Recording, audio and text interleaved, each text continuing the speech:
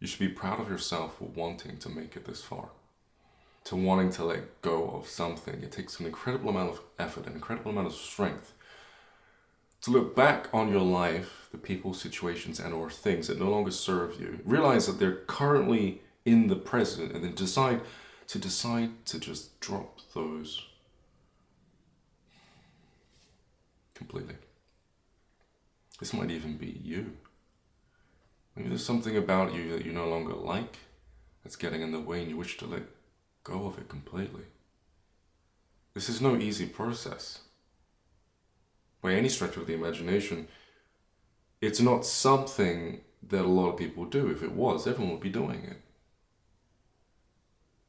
Did you know on average it takes men up to 6 years to let go of their exes? 6 years. It just goes to show that people have this effect on us. An effect that actually can be measured. You know? It's been scientifically proven that when we lose a partner, not because they pass away, but simply because they want to break up with us, we experience the same level of grief that a person does when a person passes. It starts to make 6 years make sense. You see, letting go is a psychological process, one way by which you sit there and you want to come up with so many reasons as to why you no longer want that thing in your life. And the more reasons you come up with, the more reasons that make sense, that's important, I'll talk about that in a second, the more likely you are to let go completely. You see, you want to kind of hack your psychology. When you get bound up in someone or something, it's because you're sat there obsessing about them, thinking about all the things that either something will give you or someone will give you. A life. And as they compile, they tighten your grip on that thing and or person, whether it be money or a partner. If you go years fantasizing about someone, it can get harder and harder and harder for you to let go. So we reverse engineer it completely. We sit there and we do the opposite. We think about all the reasons why we shouldn't pursue money, or we shouldn't pursue a specific person, even if they're in the past. Okay?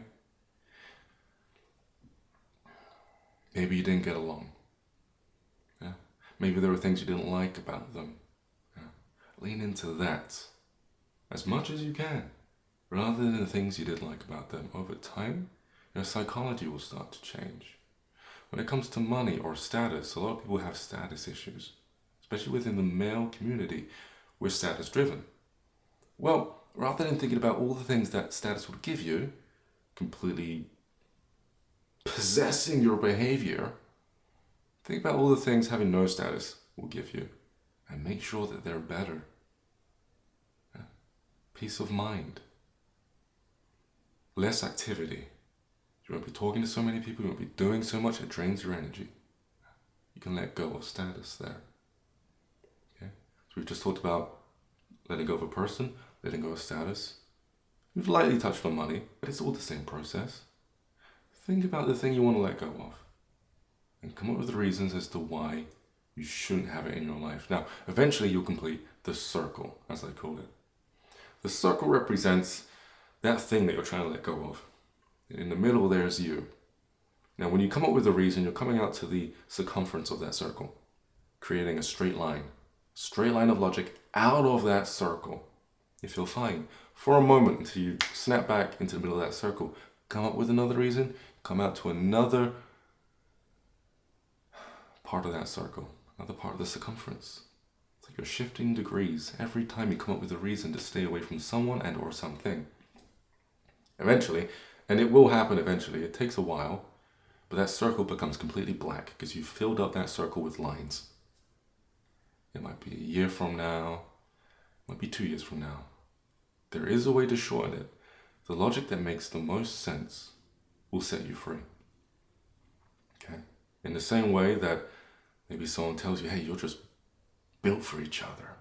Look, you even look the same. And now you're bonded to that person psychologically, seemingly forever. Fill up that circle with reasons that make sense. A lot of sense. Logic will help you unpry your fingers from that thing and you'll finally be able to let go.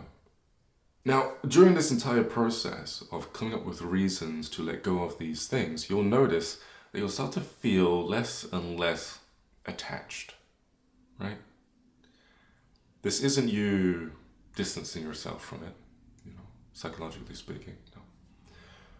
What's going on here is that the circuitry of your brain has been wired to have you feel these feelings for a certain person and or a certain situation and or thing that you're holding on to.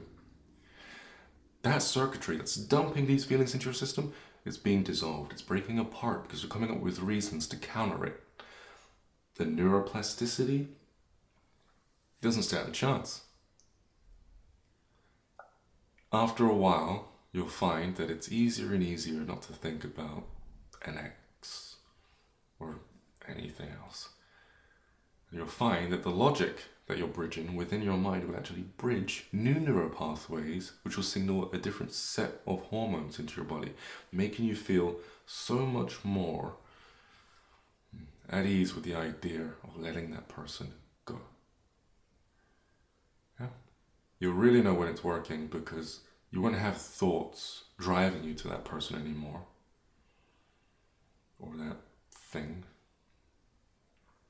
Instead, you'll have thoughts that are pushing you forward in life, seeking out other people, okay? Seeking out other things that are actually beneficial to you. I guess this video is going to be a video on how to let go of people, situations, or things.